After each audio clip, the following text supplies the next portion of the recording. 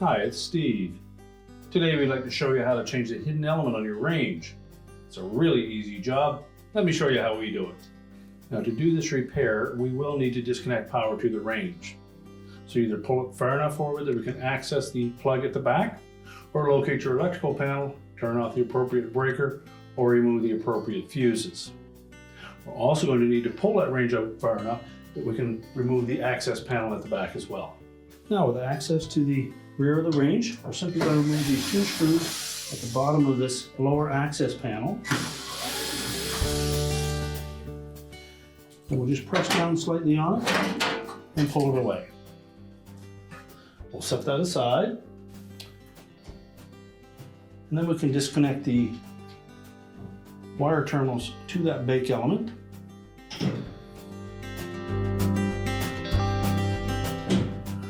And we'll inspect those terminals, look for any signs of arcing or corrosion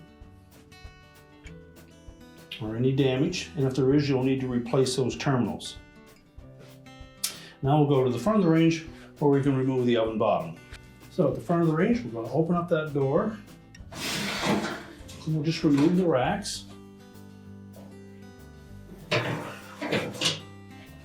Now with the racks removed, we're next going to remove two Phillips screws at the back of that oven bottom to remove that, and we can access that element.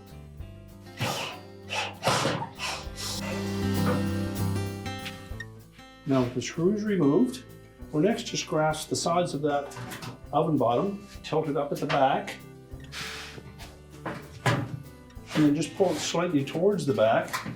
That will disengage the lip at the front. And then we can lift it completely out. Now, your replacement element may be slightly different than the original in that it may have this mounting bracket on the front where your original didn't, but there is a screw hole to line up with that. And there are also individual supports on either side. So just make sure that we have it positioned so that the terminals point upwards. We'll fit those through the opening in the back. Make sure they slide in easily and they're not catching on the insulation.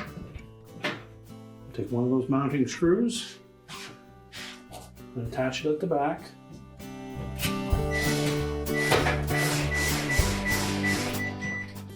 And then we'll line up that screw in the front and reattach that. And now we're ready to put the oven bottom in. Now we'll just position that oven bottom. Tuck the front end in under the lip at the front of the oven body. Drop it down into place, make sure the screw holes line up. Be sure to use those protective washers.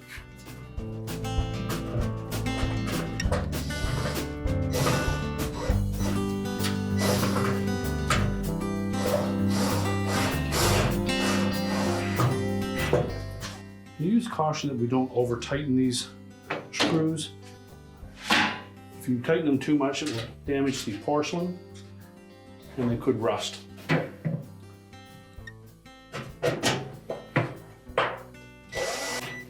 Next, we'll reattach those wires to the element terminals.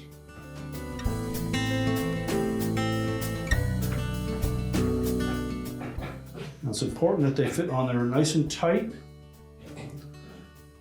And if they're the least bit loose, just take a pair of lean nose pliers and gently crimp those.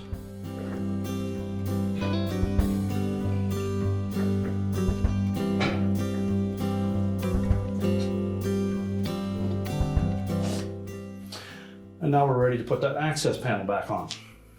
We'll line that panel up so that the two holes for the mounting screws are at the bottom.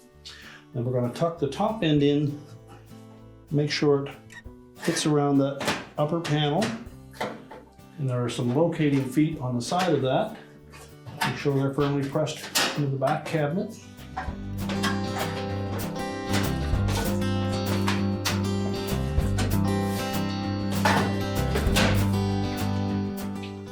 Now with all four of those feet lined up, make sure you lift up slightly on that. It should tuck into the top panel and the screw hole should line up on the bottom.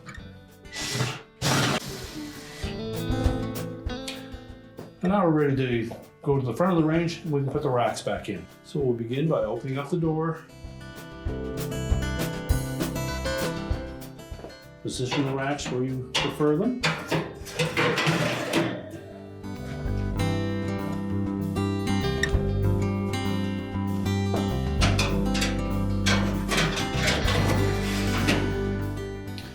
We can close the oven up.